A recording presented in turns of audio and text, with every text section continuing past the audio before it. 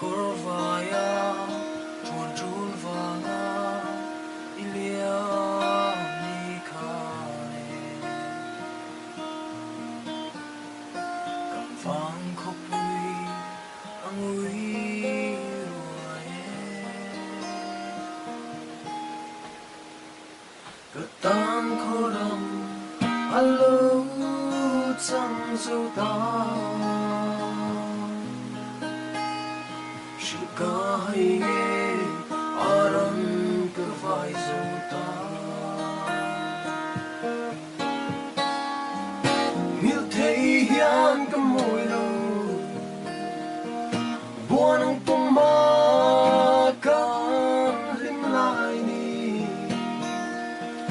At sam reng chim tin lai ru ka ton mang molan kapal